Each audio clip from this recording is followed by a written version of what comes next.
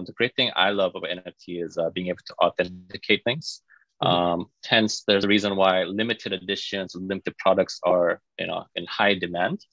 And I think once, marketers and people who have marketing backgrounds, I think they're kind of getting on top of this right now, is to see what kind of products, what kind of experience can be uh, put into short supply, creating a big demand. And then once the customer or the client, has that or purchase those things, then how can you? Hi everyone, this is a Peking University PHBS and Entrepreneurship Society. Today I'm interviewing one of the head of the corporate development in Biginsight and Jason. So could you please introduce yourself briefly, what you do, what is your current role at your company? Sure. Yeah. Thanks for the kind introduction. My name is Jason. I am the current head of the corporate development at Biginsight. We are a MarTech company based in Korea. And little thing, I guess the work I do here is I work on M&A and investments, finding and sourcing potential companies and startups that can give us that extra edge. And our mission is to provide automated solutions and services for digital marketers around the world. Awesome. It sounds very technical, honestly. Do you feel like, so is it more focused on technology or like both on the marketing side and technological side? Kind of both. So for us, if you go around the world, a lot of digital marketing is very repetitive, and there's a lot of work and a lot of tasks that can be kind of automated. And for us, we use AI and machine learning to figure out which parts of everyday operations that can be optimized. And we had a lot of success in that area. So we have about 250 enterprise clients using our solutions in Korea. We have recently expanded into the APEC market, including Singapore and Indonesia, and hoping that we can expand more. This sounds very cool. And where do you see the current trends are going in marketing from your perspective?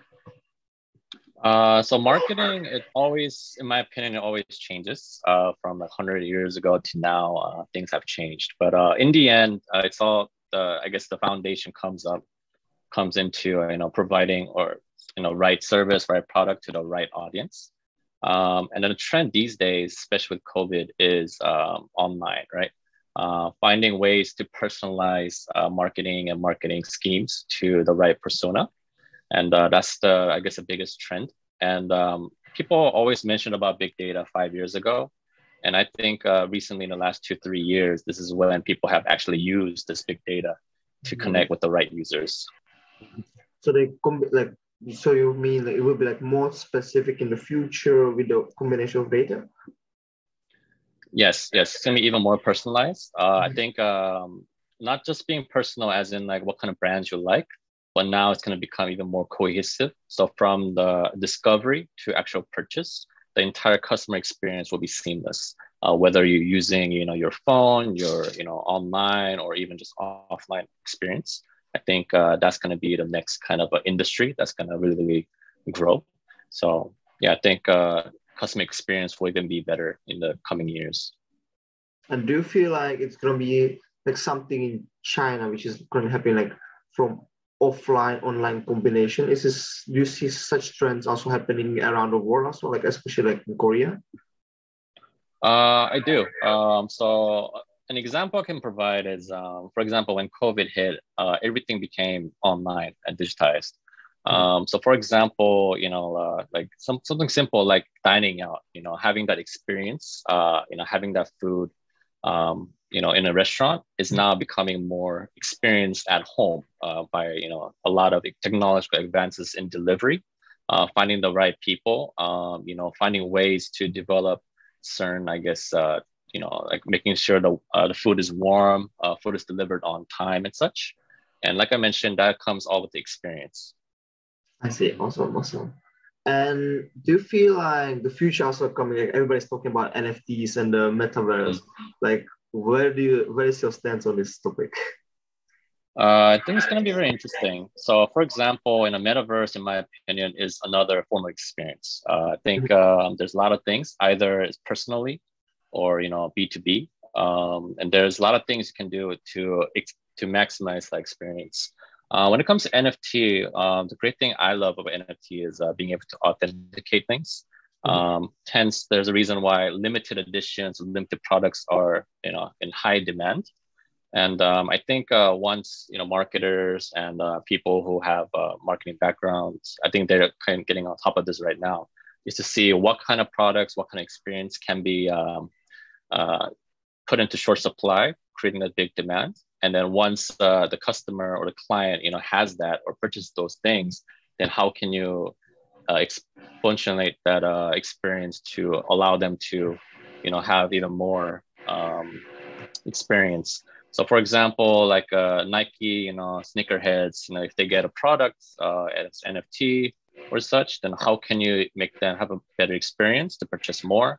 How they can, tell their friends, make it an invitation only and such, and giving that edge to a lot of these branded and brands.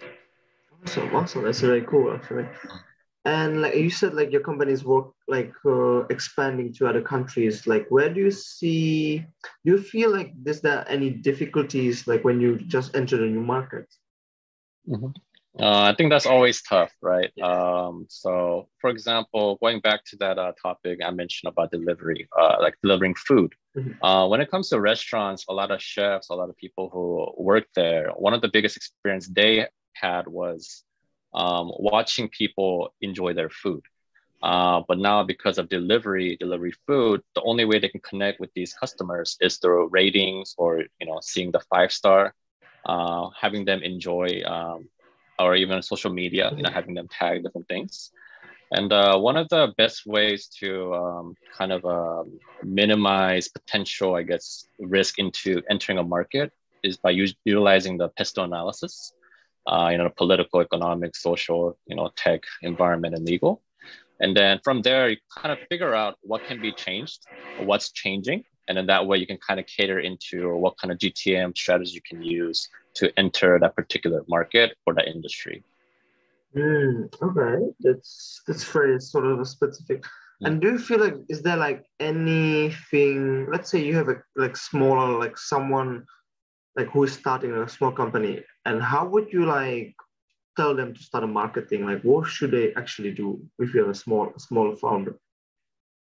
That's a tough question. I mean, if there's a formula, I think everybody would use it, right? So there isn't a formula, but from my experience, so everyone talks about customer personas, find the right customer, and the best way to do that is to find out who benefits the most by using your product. So, for example, like a good example with like YouTube, the person who enjoys YouTube the most is actually not the people who are watching YouTube, but people who create content, because they can make money, right? They can make money on their side, they create content.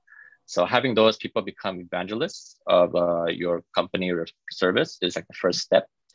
And the second step will be who saves money, right? By utilizing your product or service, are you saving, significant amount of money or even time compared to other competitors and such? And then if you don't have that edge, then it's going to be very, very tough to enter a market. And the third is what becomes irrelevant. I think going back to the YouTube example, you don't need to have a professional like photographer or videographer. You could just make your content on yourself. So those become a little bit irrelevant, right? So I think if you can answer those three, then for founders, especially early stage startups, I think you might have that little bit of an edge. And that's from my experience. Awesome. Thank you for such advices. And like you said, you're currently operating in South Korea. Do you also plan to expand to China, or is it like totally different market? I mean, we always want to. Two of my team members, they actually are from China, and they really want to go to China market. But like I mentioned, going through the pesto analysis, I think China is always a tough market to enter. And then because our company deals with data and customer segments and such, we need to be a little bit careful because the way data is handled in China is very different from the rest of the world. So I think by figuring that out first will give us kind of, we could discuss the opportunities and such if we can discuss enough. But for me, honestly, I would love to go, but I think there's going to be a lot of hurdles. So we'll see what happens in the next couple of years. Awesome, awesome. So, thank you so for really relevant experiences, and especially in the marketing. And I love to see you again in next upcoming events for especially in the expertise in marketing. Thank you so much. No problem.